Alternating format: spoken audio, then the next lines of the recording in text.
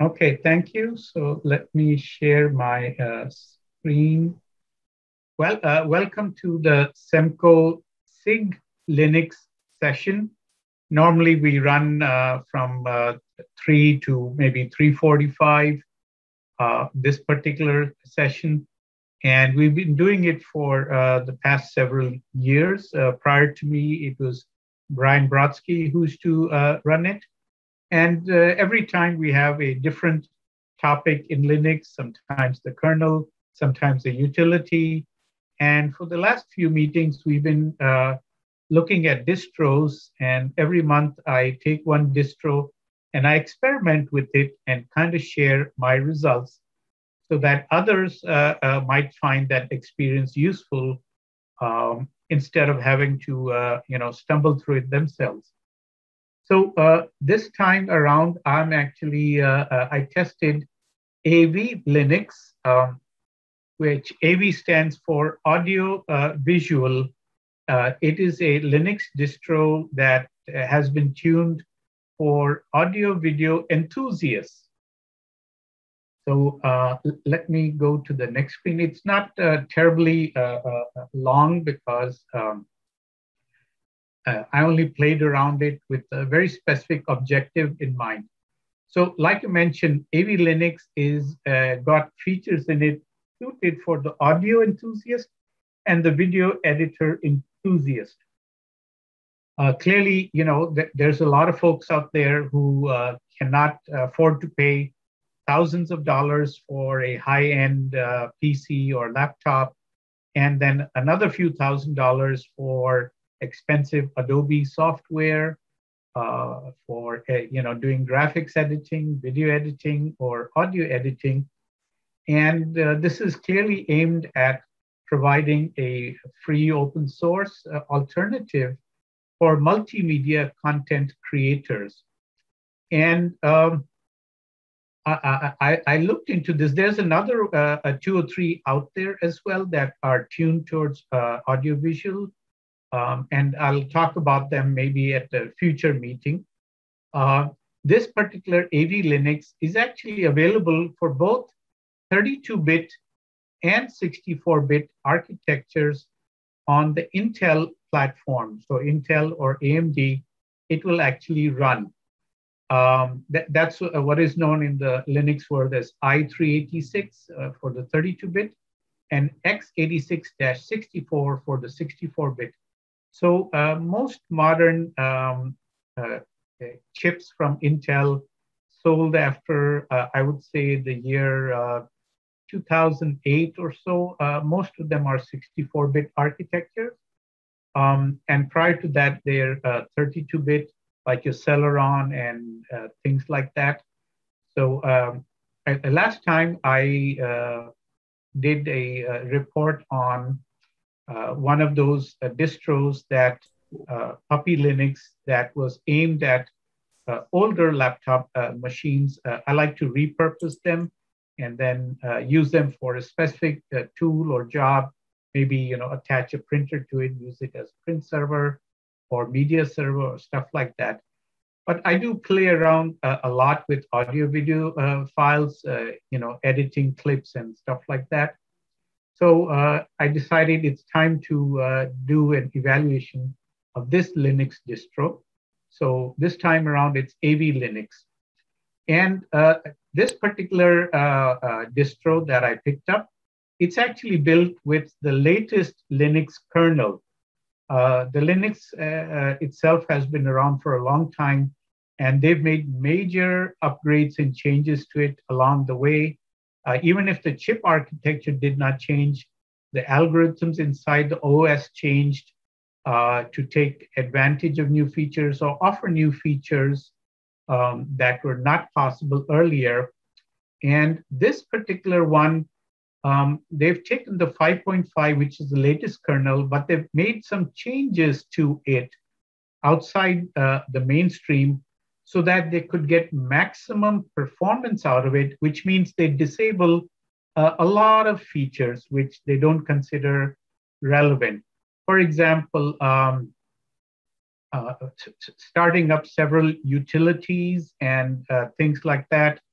that an audiovisual user will never need or not have to exercise monitoring software that imposes an overhead or hardware on it.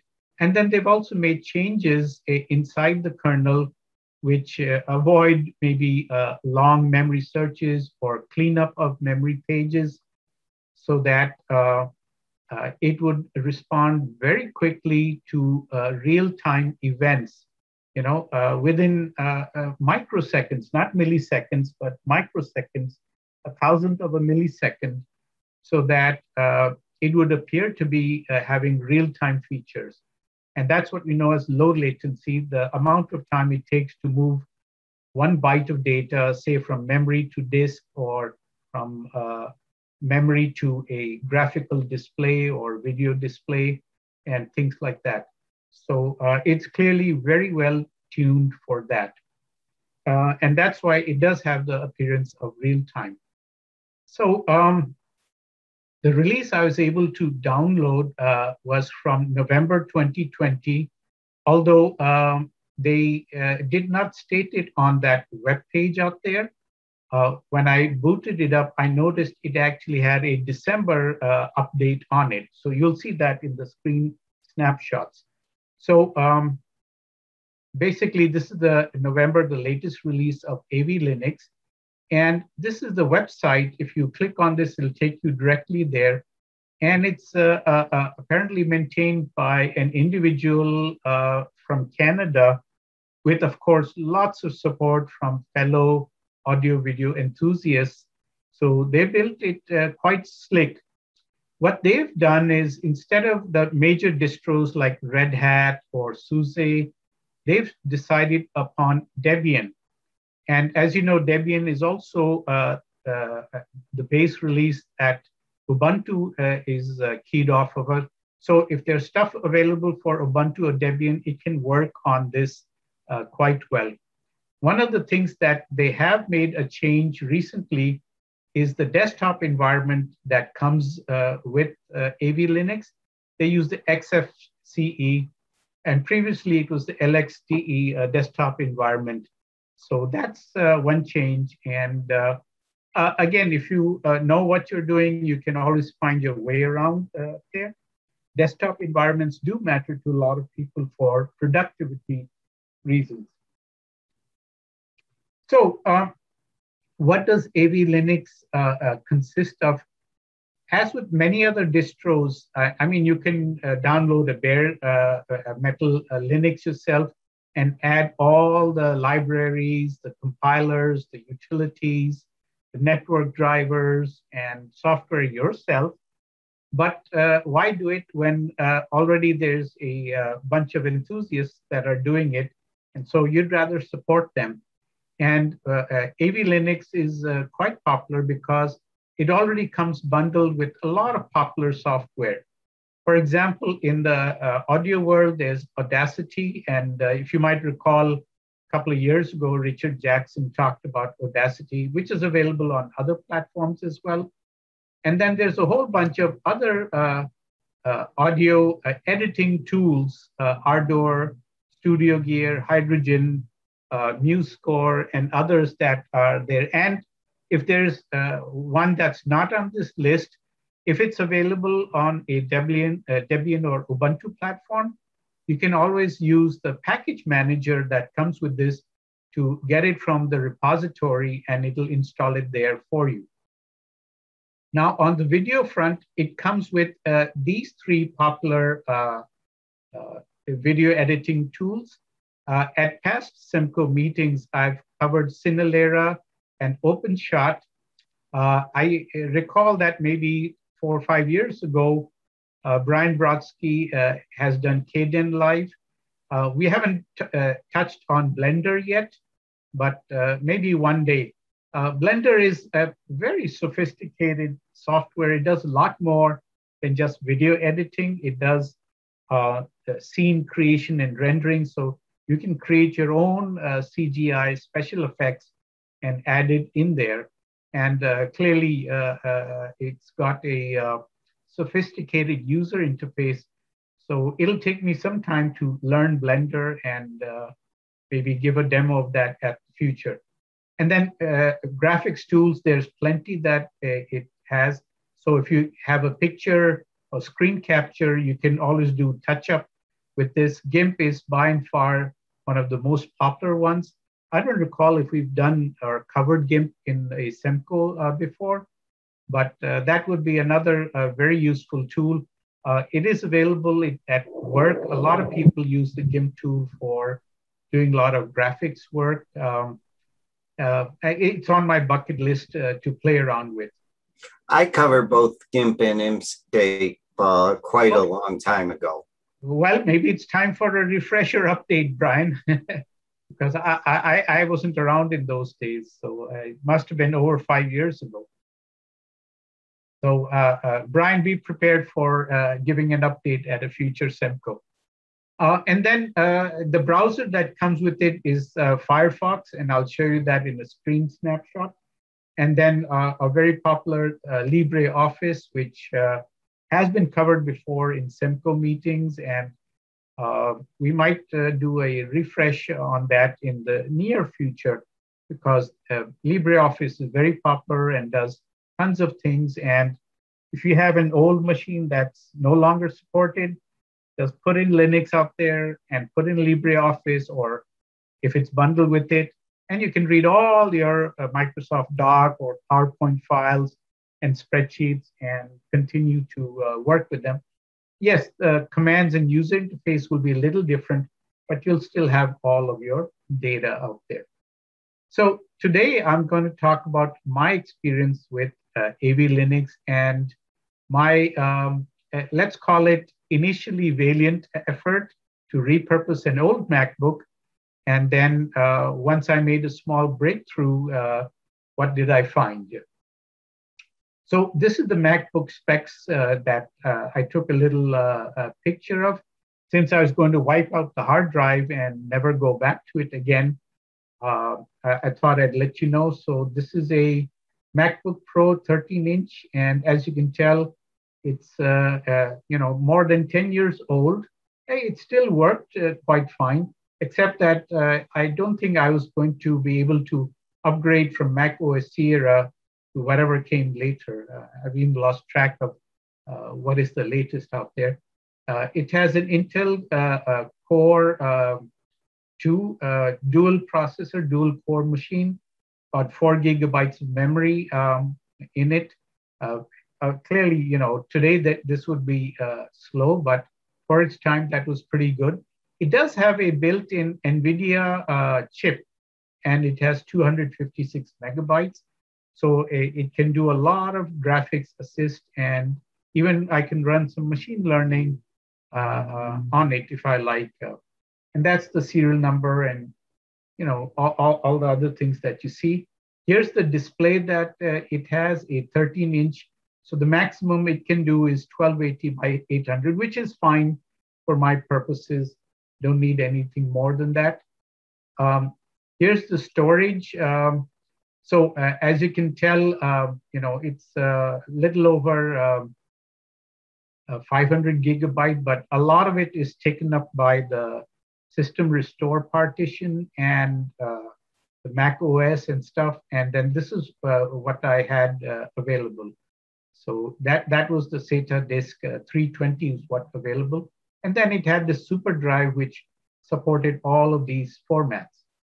And then for the memory, it just has 2 slots with 2 gigabytes in. And if it's DDR3, then I could always pop them out and put in new ones. But this is sufficient for my purpose. So now let me tell you about my first attempt at AVLinux. I went to the website and downloaded the ISO image and then put it on a blank drive. I like to always run things off a live CD just to play with it, see it around. And it defaulted to what is known as fast boot option. Now, if you experiment with this, you'll also encounter this because that's the default. And it booted up from the CD into the memory of the system. That's what the fast boot does.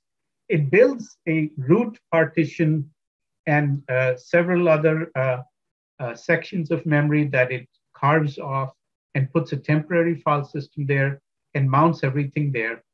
And then it brings up the desktop environment, XFC, which I found to be quite slick, and the most important thing is that it was very, very responsive. Anything I touched, it would instantly, besides the fact that it was running off of memory, did not make to any disk references. Hard disk is what I'm talking about. If it needed anything, it picked it up from the CD drive. So I thought that was very good. And inside that memory, there was a 128-page manual included. That's an example of that manual out there, AVLinux, as you can see. And that's the guy who maintains that website, Glenn MacArthur, out of Canada. So I was playing around with it, doing lots of things, checking out what sort of accessories are there, what sort of applications are there, getting a feel for the user interface and stuff like that. Then I said, all right, let me take some screen snapshots and save it. Well, that's when I discovered that this particular option, the whole thing is designed for you to, kind of play around with it on the live CD, and it turns off the network and disk mounts. So I could not stick a USB card in it to save any screenshots. It did not see the hard disk drive at all. And because it didn't see that, I could not say, well, go ahead and install everything onto my hard drive and it'll work from there. And then the network was also disabled. It was running in pure local mode. So I couldn't, pull any utility from the network or anything like that. That's why I couldn't save any screen snapshots, and no network means I couldn't even put a Zoom client. And the reason I was thinking of Zoom was, since this is Debian-based, there is a Debian release of Zoom, so I could pop that in here and then maybe show some live demos. So I was quite disappointed. I said, well, I did promise to report my experience, so that's my first report. Well, time to read the manual. And so reading the manual and the online, it turns out the live CD comes with also lots of little help. And I had to learn the terminology of AVLinux. And this is what the terminology was. They had plenty of options out there. Press F1 for this, F2 for this, F2, 3 for this. And each time you press the function key, there were several pages of instructions, but they all were using terminology that might seem a little odd to the initial user about it. That's the mindset I go in with, that never seen this before. Let's be adventurous, try it the first time and see what comes up.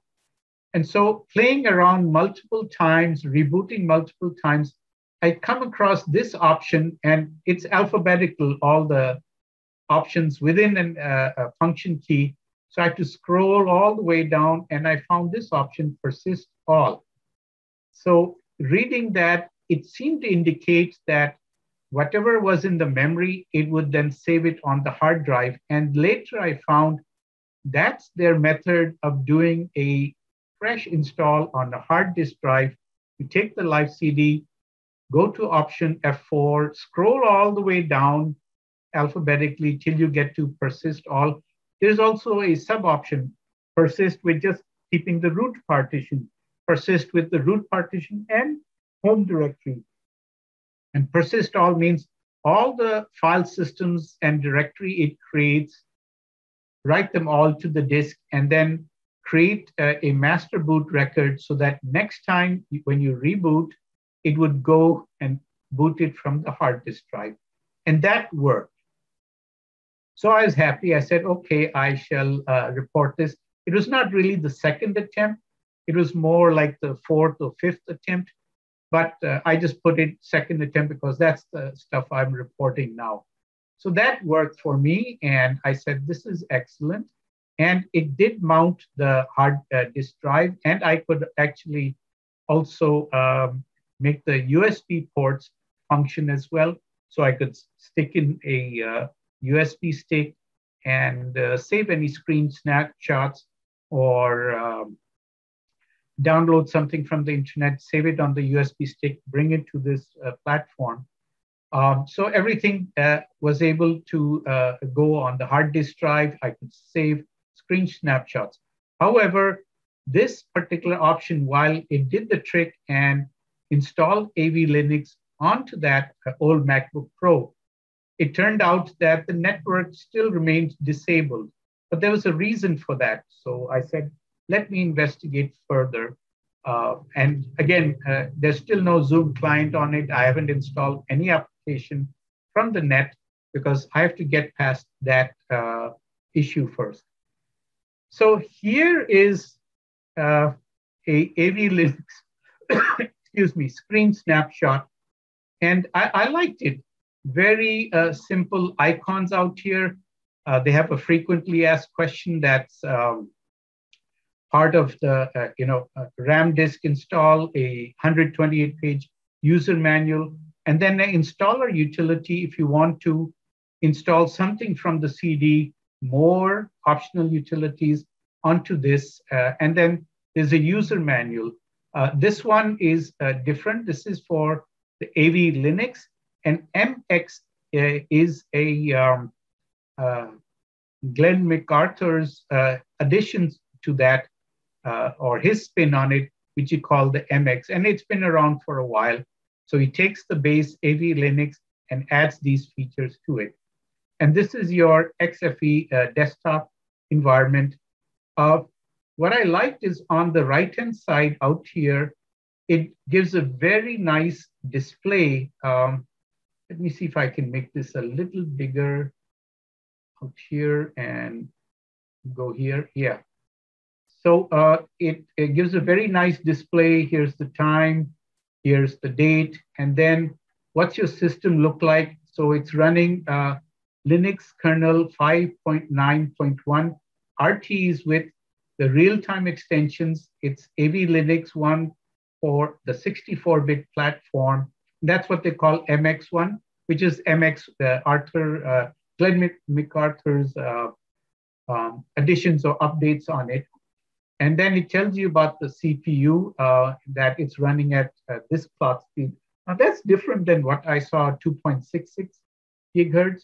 But actually what this means is it didn't need to load the CPU high. It could run it at 2.6, but there was no load on the system. That's why it throttled back to about 1.7 gig. And here's the load on the system up there. It's again pretty light. Boot time, it shows that out here. So I don't have to open a separate utility window and type uptime or stuff like that. It monitors the internal temperature out there. So core 1, core 2, again, very lightly loaded. Here's a nice little graph of the load on it. And before that, it was asleep or quiet.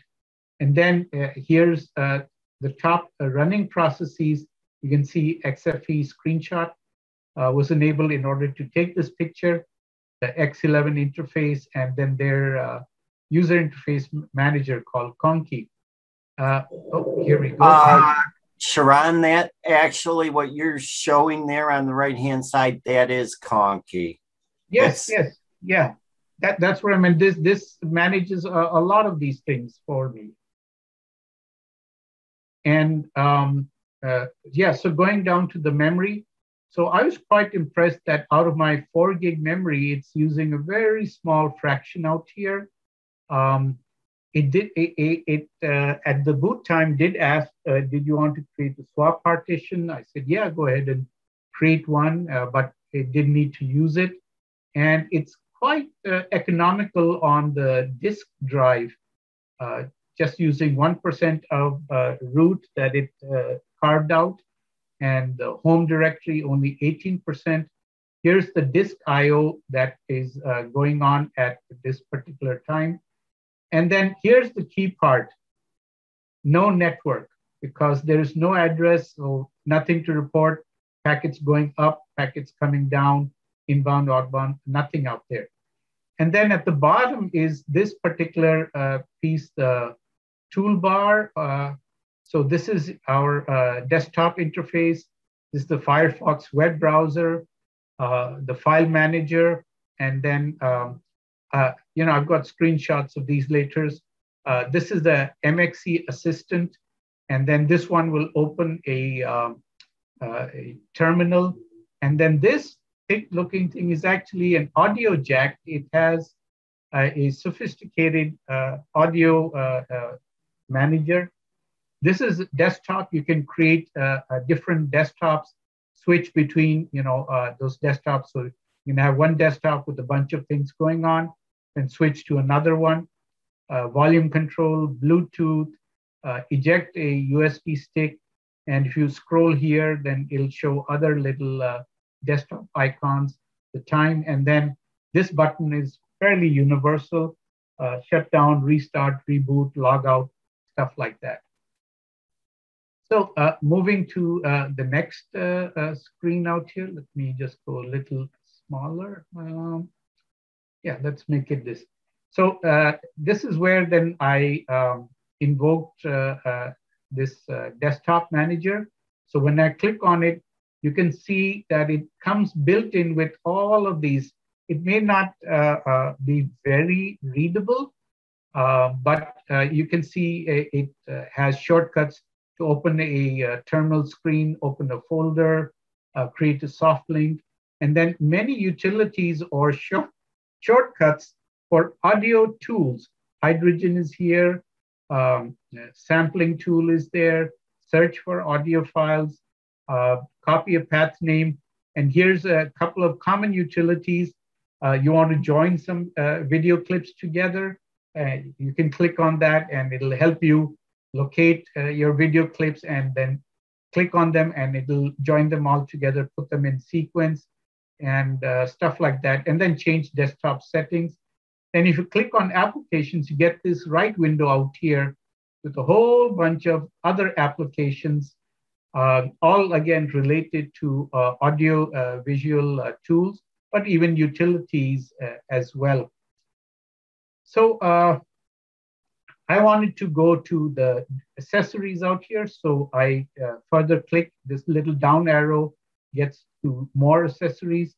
Then you have the file manager, terminal emulator, web browser. And then in the accessories, I would click this and fire up this screenshot out here. So that's what I use to take this snapshot. And of course, wherever your mouse pointer is and you right click, then this will obscure whatever is underneath out there. But a very good tool to navigate. And like I said, quite responsive. Then I popped open a terminal window, and therefore you can see AVL and then the MX edition, Glenn MacArthur's spin on it. And here you can see this is where it has the CD-ROM dev R0, the live boot CD out there, and then the Linux. And this is the persistent device, which it then put on a /dev/SDA1.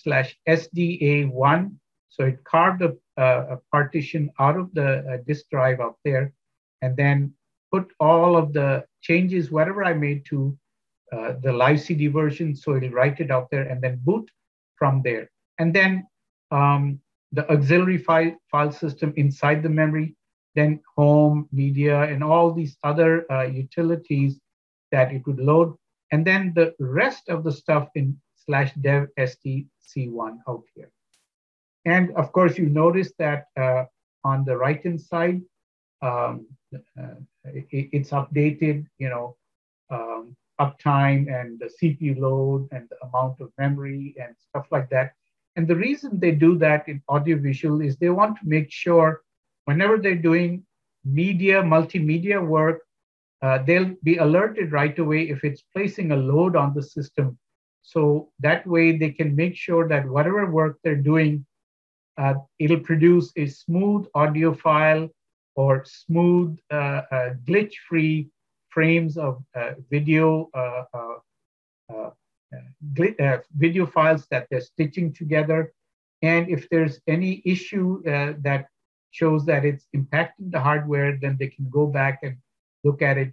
Maybe it's a very large frame size, then they can use a utility to reduce the frame size or the resolution. Or if the audio sampling is very large, they can cut down the audio sampling or do some compression on it, then rebuild that multimedia content so that it produces a good result without impacting the system hardware. Then I wanted to say, all right, let me try to get the network going. And they present this MX tools that comes from, you see this little toolbox here with the spanner and gear. You click on that and you get this little assistant out there. And you can see that it can do things on the live Linux box that you have. You can create a snapshot. If you've done some work, save it and then boot off that snapshot. So you don't have to make those changes all again, clean up, change boot options and things like that.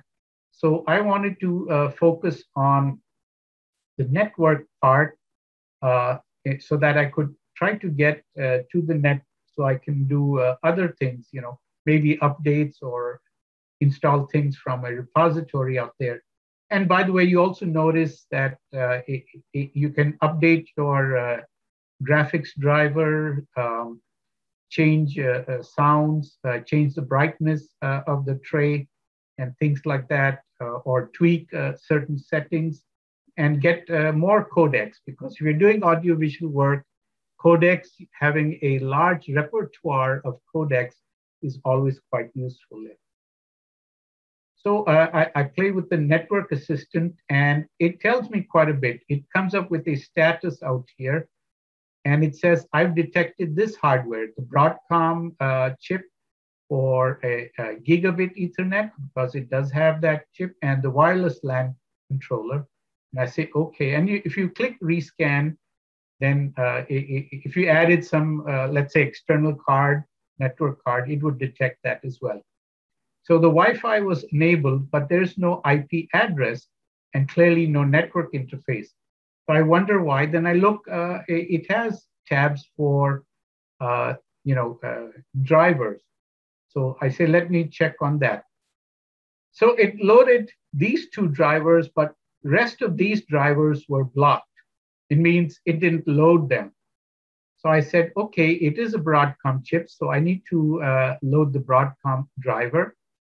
And you can click on one of these drivers and click load driver or rescan, or click on the a driver that you don't want loaded because you know it's buggy, so you can block that. But a very nice way to do it. Well, this is where I don't have a great deal of success to report. I tried all of these drivers one by one, loaded them in, and did a rescan, and it still did not work.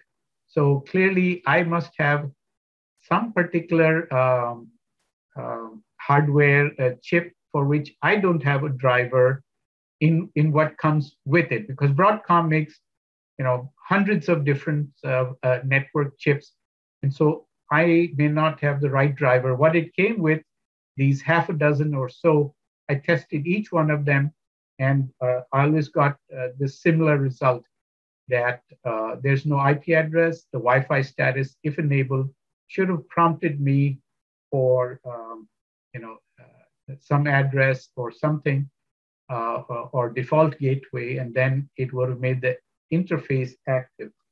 So didn't have any success up there. But I will say that I did like the user interface. I did like the desktop environment. I did like all of these things up there, and it came bundled with a number of things. So as an audiovisual enthusiast, I will not be giving up on this. I'm going to continue probing and trying about this.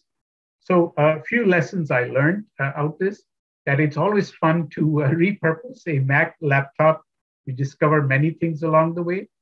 I did create a live CD and boot it off of that, but next time I'm just going to save to a 4 gigabyte USB stick so I don't have to burn a piece of optical media and reuse it.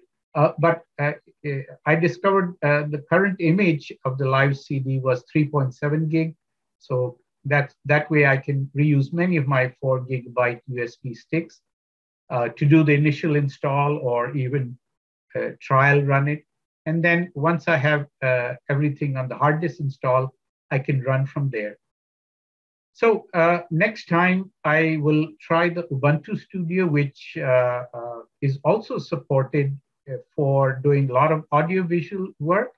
And probably it has the weight of Canonical, the company Canonical behind it. So they might have, there might be better support. So I'll be trying this as well. And then I'll be comparing between these two Linux distros, AVLinux and Ubuntu Studio, and try doing an audio session, taking an audio file, clipping it, changing the sampling size, putting them together, seeing how easy it is to use between these two distros and what sort of load it imposes on the system. And I'll be using the same laptop, same hardware.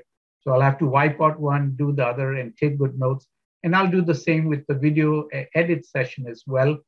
And as some of you have seen in past presentations that I've done for video editors, I always use the same clip, but with different tools to see if we can carry out the same functions and how easy they are or how intuitive they are. And now we're going to extend it to the Linux distro with that same Elysium clip.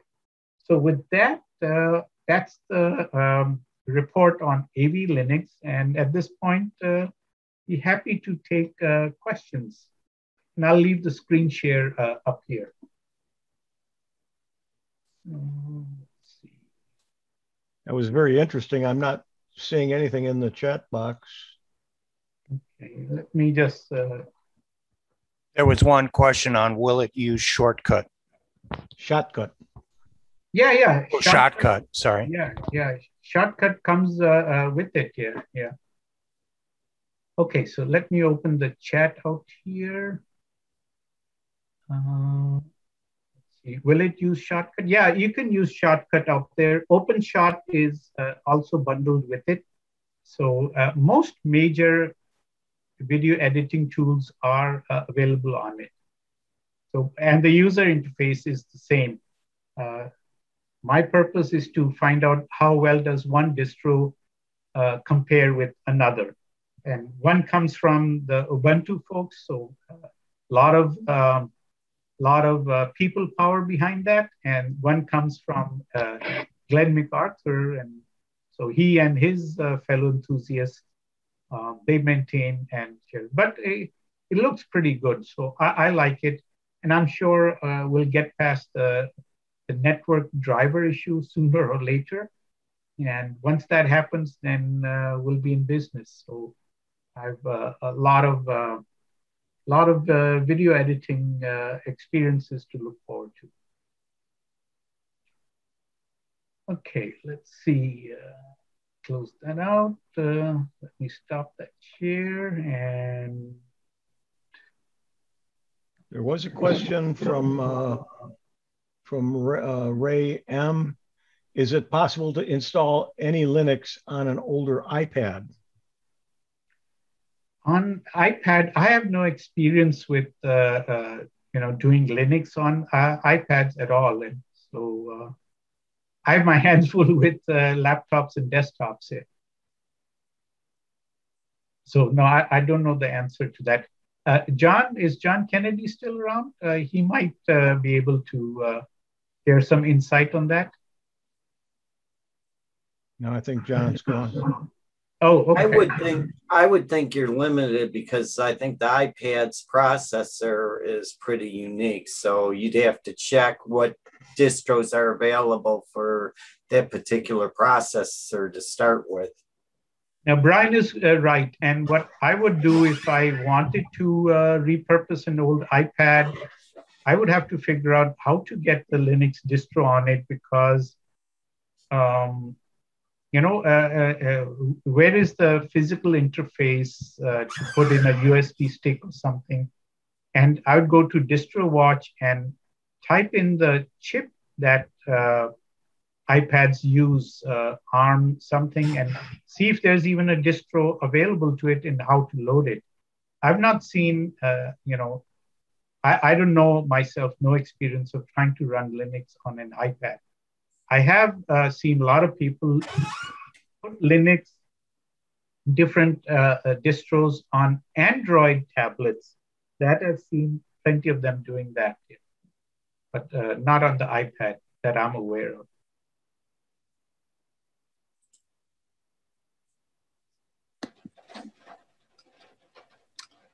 I'm interested in Mike, yeah. Go ahead, Mike. Yeah, it is. It's Mike Leach. Yes, I'm curious about. I've got an old iMac. In fact, I've got two of them. I'm just curious how compatible this AV will be on there. I heard you speak on the iPad, but how about an iMac? Yes. iMacs, you can load Linux on it, and you can get 32-bit versions, 64-bit versions. If you recall, maybe the fourth or fifth slide, I took a picture of, you go to the Apple and click on the system specs, and then you can see what chip it's using, and you can do the same for your iMac. And then go get that Linux distro, most likely choose i386 and do a search on distrowatch.com. And you'll find plenty of Linux distros that you can load on an iMac. Okay. Yeah, plenty of them. I'm trying to remember, I think maybe about 4 months ago, I did a talk. Next week, I'm doing a talk for the folks in Ohio on Linux distros. And I explain how to use distrowatch.com to find the right Linux distro for your hardware, old, new, unusual. And in fact, they also have it categorized. Is it for a hobby? Is it educational? Do you plan to do audio video editing or just, desktop Word, PowerPoint slide editing? Do you want to use it as a server? It has all sorts of Linux distros for all sorts of applications. So I have no doubt you'll find plenty for iMac. Mike, did you have another question? Your hand is still raised. So.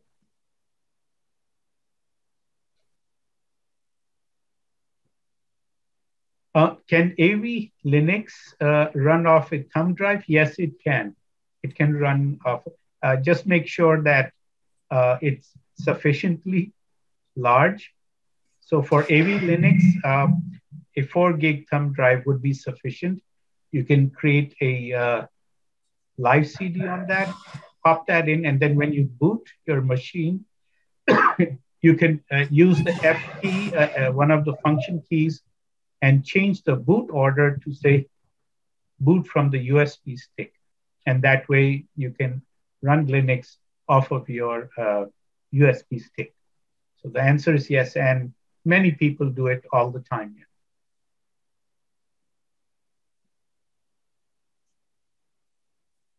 Okay, let's see. I don't see any more questions in the chat.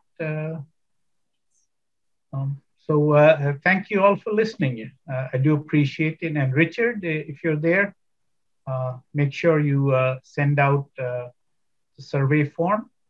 And at this time, Richard, me, Brian, Mike Rudis, Sikandar, and all other members of the SEMCO, we'd like to thank Huey. Huey, Richard will be contacting you later. Okay. All of our speakers to SEMCO, we offer you a complimentary 1-year membership. So you will get emails from us about our next meeting, next topic. as well as we'll be sending you a coffee mug with the SEMCO logo on it, a branded SEMCO coffee mug. I hope you drink coffee occasionally. If not, you can always use it to keep your pens or highlighters in the coffee mug. Thank you very much. I've enjoyed it.